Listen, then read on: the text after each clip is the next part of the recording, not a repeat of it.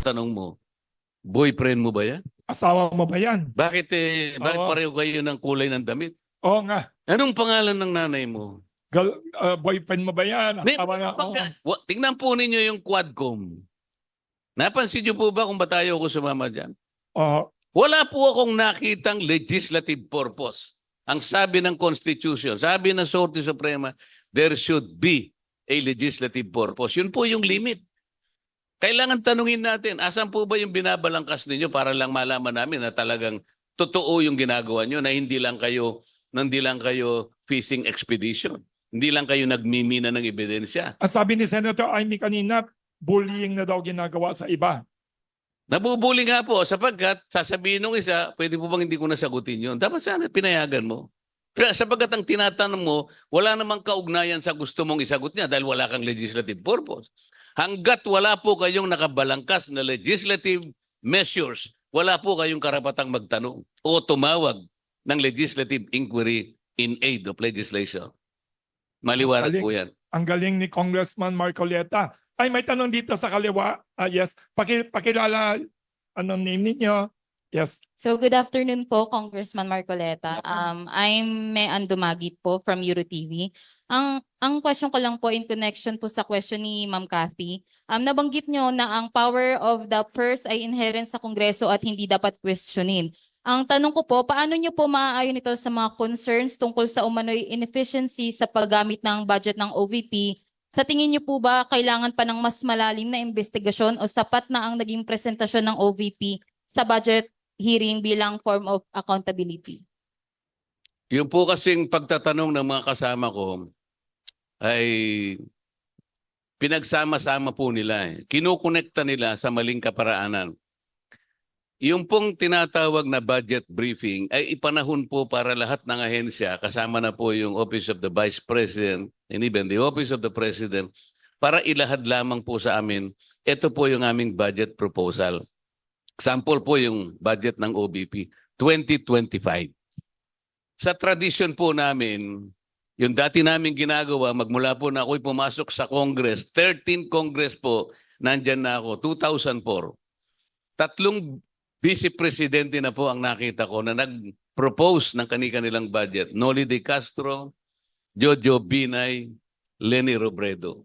Ang tradisyon po, dahil siguro sa paggagalangan sa tatlong dakilang bahagi ng ating pamahalaan, hindi na po tinatanong pagka pinag-uusapan is the proposed budget. Propose lang. Pinapasok po nila yung accountability. Yung accountability po, papasok lamang kapag nandun na tayo sa pagkakagasta ng budget. Hindi yung mismo nagpo-propose lang. Ang tinatanong nila, hindi naman ng 2025, ang tinatanong nila is 2023 budget. Huwag niyong pagsamahin yun, sabi ko sa kanila.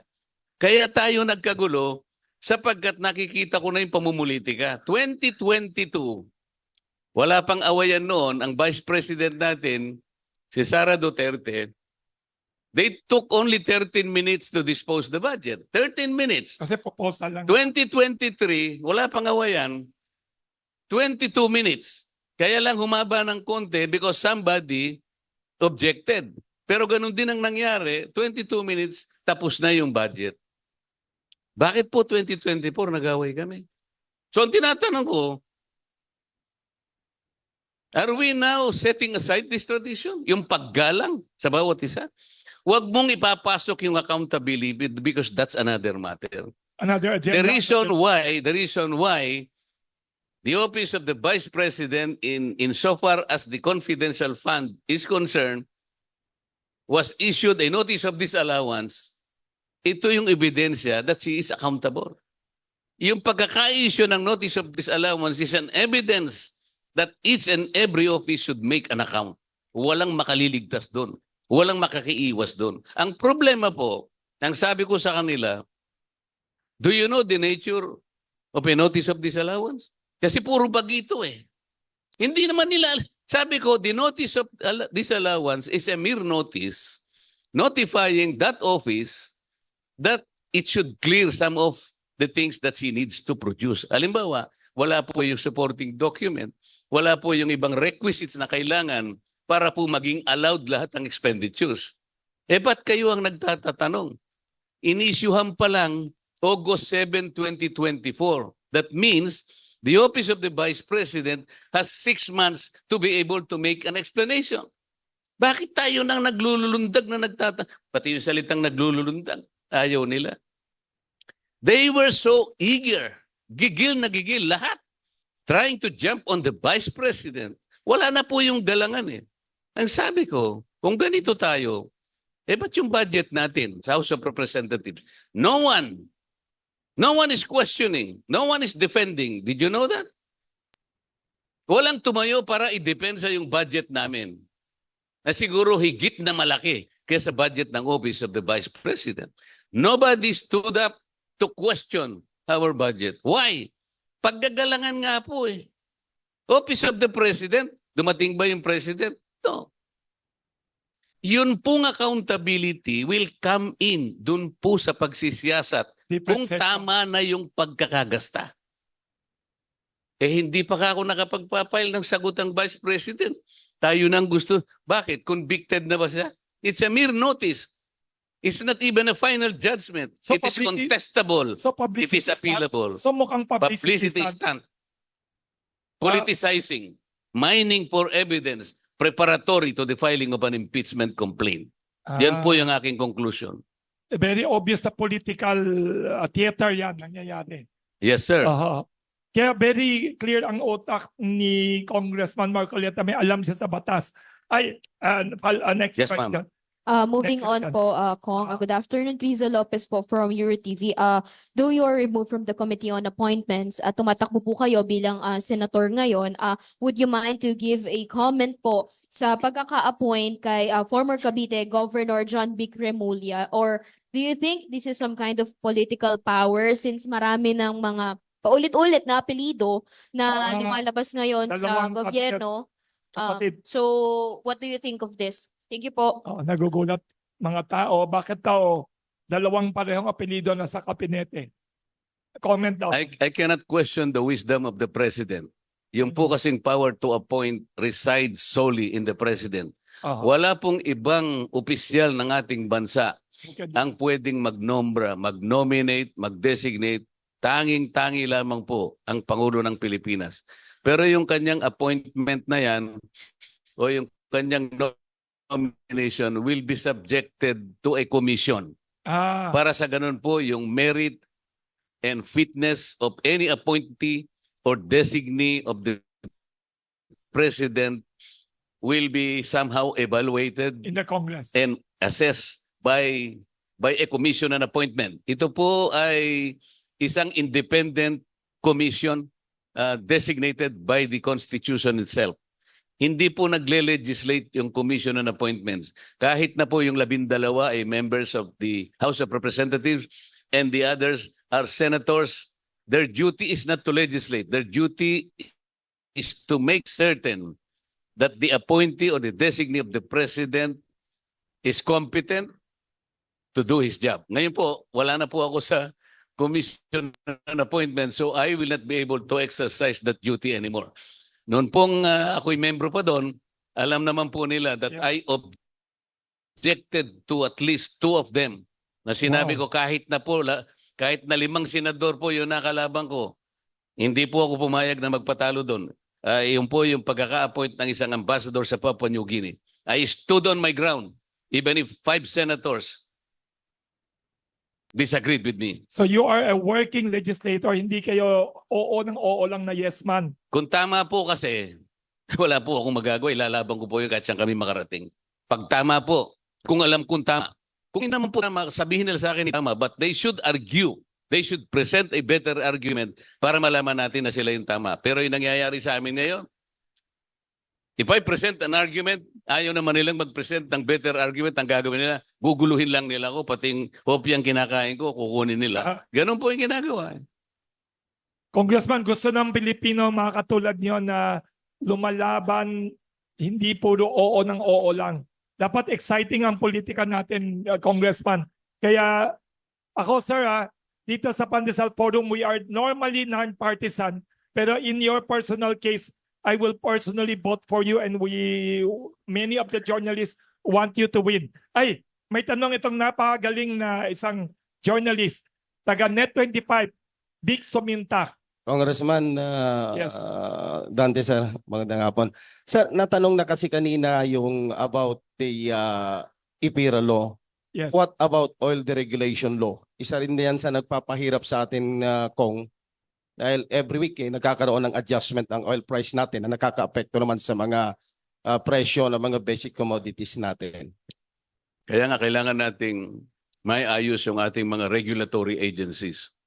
Ang nangyayari po kasi, ikaw ang regulator, pero ikaw ang nare-regulate. Ang tawag doon is regulatory capture.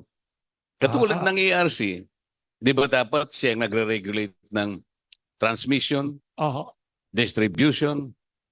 Yes. Ang distribution po ay dito sa Maynila, kilala natin ang Meralco. Sa mga probinsya, kilala natin yung mga electric cooperatives. Lahat po yan, nire-regulate kung pinag-uusapan po yung presyo ng kuryente. Kaya lang, kamukha po nang nangyari itong nakaraan, kaya po nila ako inalis sa Energy Committee. Inobjekan ko po yung isang panukalang batas na kung saan yung Davao Light, kukunin po yung service area ng existing electric cooperative na kung tawagin ay Nordeco. Sabi ko, pag ginawa nyo dyan, mamamatay yung Nordeco, wala nang competition. So kahit mura ngayon, kunwari, ang ino-offer ng Aboitiz, later on, itataas niya dahil napatay niya yung kalaban. Competition is the one that will lower and rationalize the price of electricity. Kung papatayin mo yan, wala mangyayari. Sa Zamboanga City, sinabi ko rin yun, huwag nyo nga alisin kako yung management contract.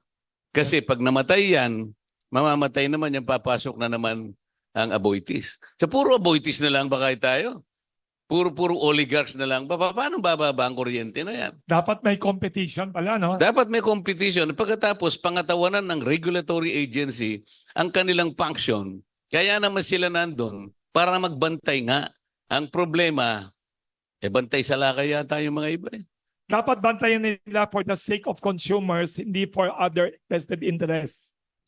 Napakarami po na ating mga regulatory agency na isa-isahin po natin silang ipatawag para sa ganun ay ma-assess natin, matanong natin sila at magkaroon sila ng pananagutan sa ating mga kababayan bakit hindi nila ginagawa at bakit hindi natutupad yung pangunahing layunin kung bakit ginawa ang napakaraming batas na yan sana ay para sa Pilipino, para sa tao. Ba't pa tayo gumawa ng batas kung hindi na naman natin pala ipatutupad ng maayos? Yes. Para kanino ba yung mga batas na yan? Para Nakalagay itago sa natin sa record. cabinet? Oo nga, sayang naman. Ang galing. Kung what about doon sa issue ng excise tax sa mga imported oil products? Mga detalye na lang ito. Ang pinag-uusapan natin dito, yung batas tingnan nating mabuti at yung nagpapatupad. Madali nating ma-pinpoint. Isa-isa. Madali nating ma-pinpoint isa-isa. Yan. Thank you very much. Ang galing. Alam niyo, nakikita ko sa inyo, Congressman Marcoleta, hindi lang kayo defender ng rule of law, defender pa kayo ng consumer rights. Wala tayong mga consumer advocates sa mga politiko natin. Thank you. Baka may additional na tanong kayo dyan, huwag kayo mahiya. Mag-raise ng hand lang kayo. Paano kayo naging ganyan, Congressman Marcoleta? Alam ko, anak kayo ng magsasaka. Paano kayo nainis sa abusadong mga public utilities, sobrang mahal na kuryente? Kasi alam natin, pag abogado, kongresista, siyempre hindi nyo na-feel yung mataas na presyo ng mga bilihin. Paano kayo naging ganyan? Naging idealistic, galit sa abusadong mga saka matataas na cost of living ho?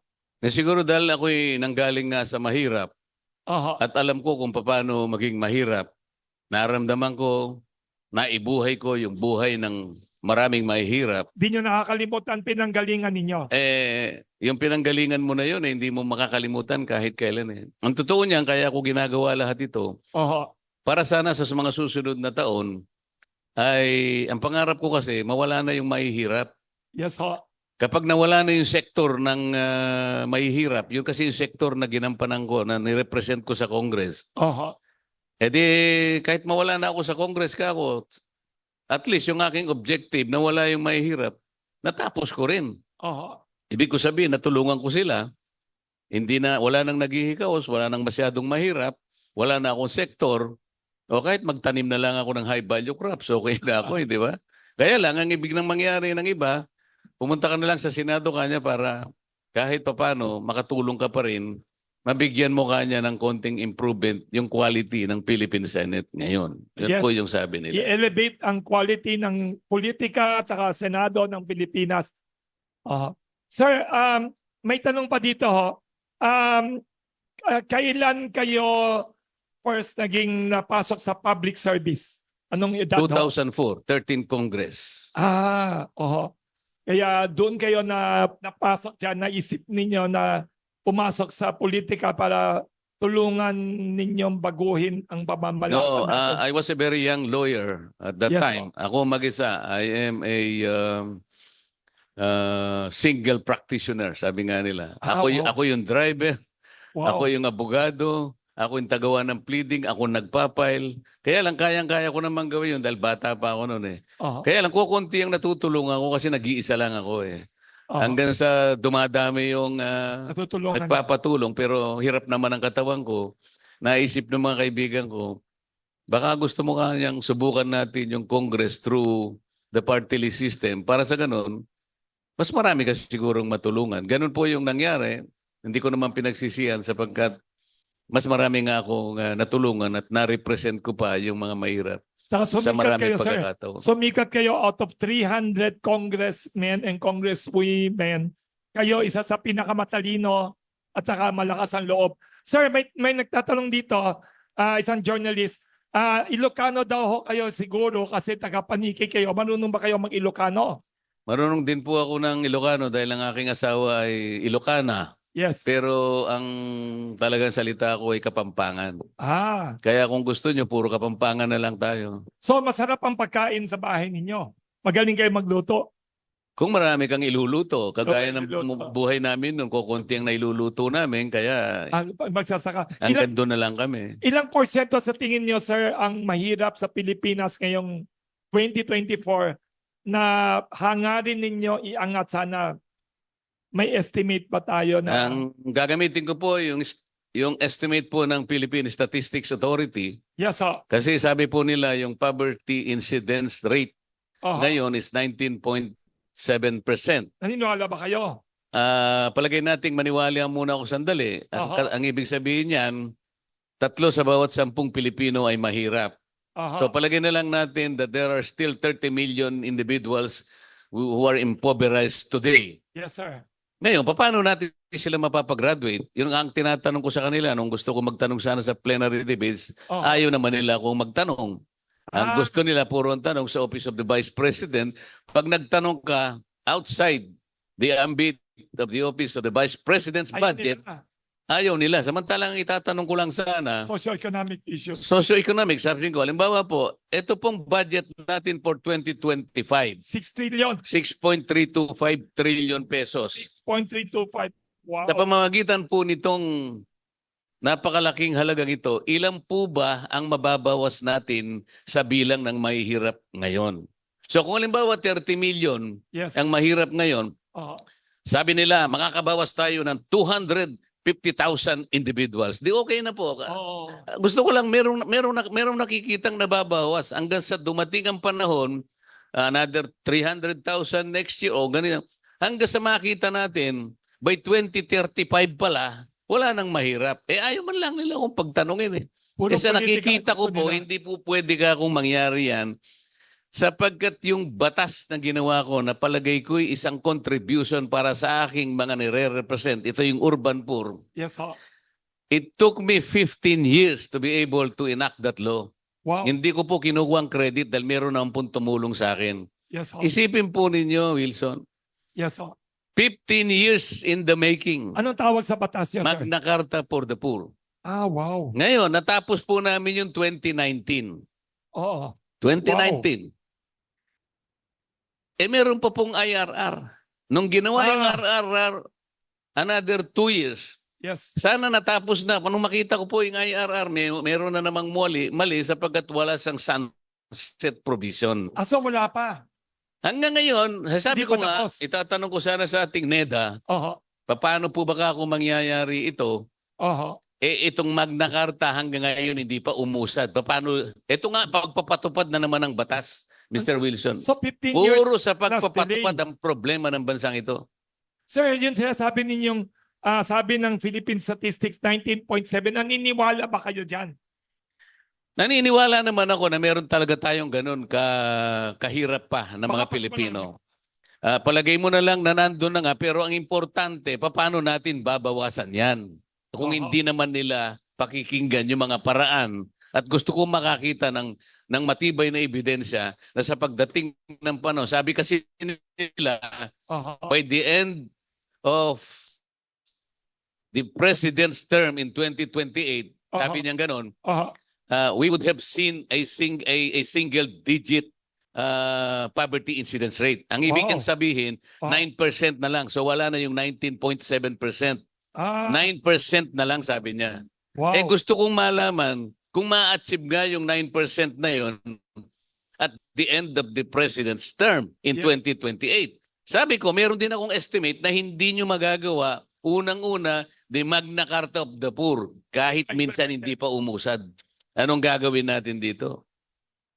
Very troubling question. Ang galing. Alam nyo, may ganyan pala na hindi umuusad.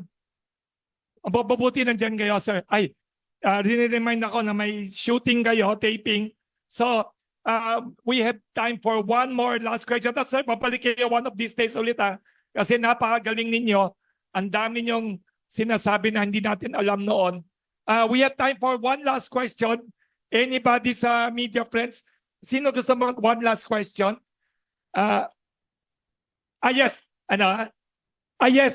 Nagtatanong sila ng parting message.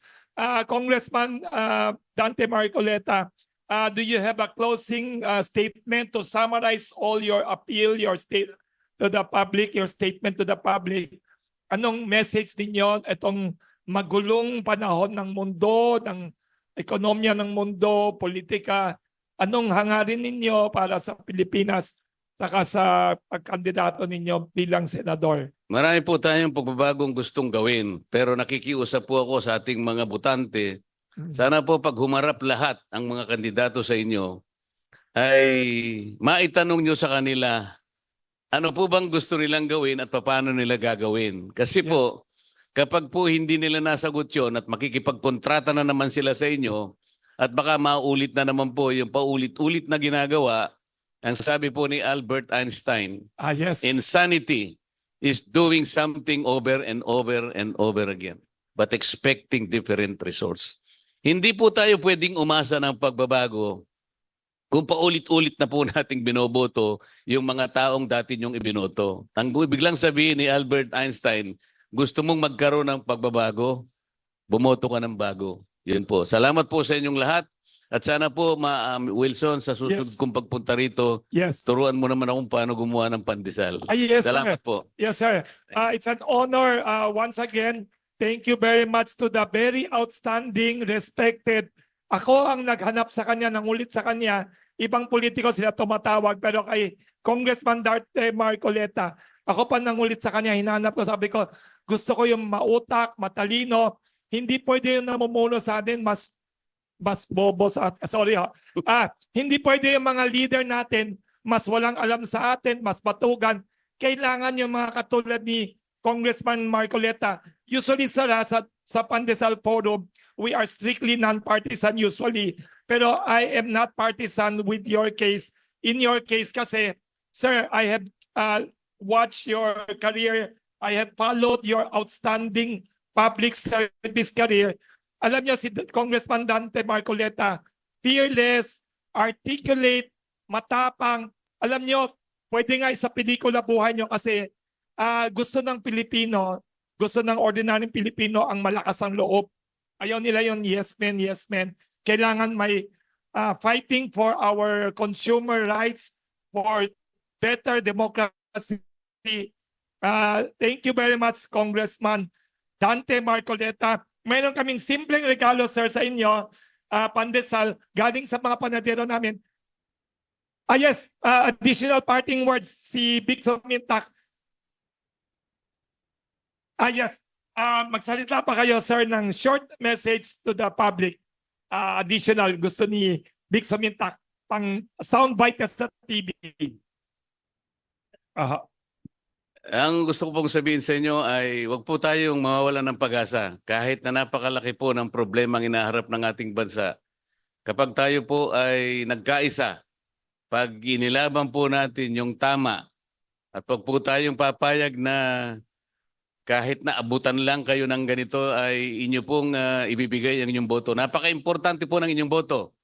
Mula po noong October 1 at saka October 8, nagsimula na po yung paggawa ng kontrata ng lahat po ng mga kandidato na gustong magsilbi sa ating bansa. Pero tingnan po ninyo yung kahalagahan ng pagpirma ninyo. Kasi po darating ang panahon, lalapit silang lahat sa inyo para papirmahan yung kontrata sa inyo. Yung po ay sagrado. Pumirma na po sila. Kami po, kasama na akong pumirma nung kami po ay maghain ng COC sa COMELEC. Ngunit hindi po matutupad yung kontrata na yan kapag kayong boto ay hindi po nyo ibinigay. Ngayon, bago po nyo ibigay yung boto na yan, kailangang malaman nila na sagrado po yung kasunduan. Titingnan nyo po sila sa kanilang mga mata. Kung yung sinumpaan nilang tungkulin at sasabihin nilang maglilingkod sila ng tapat, kung kaya nilang gawin at kung paano nila gagawin, yun po ang mas importante. Huwag po ninyong ipagpapalit ang boto ninyo. Huwag po ninyong bibiruin yung sagradong kasunduan na yun. Yun po yung pagsisimula para po tayo magkaroon ng pagbabago. Maraming salamat po sa inyong pagtitiwala.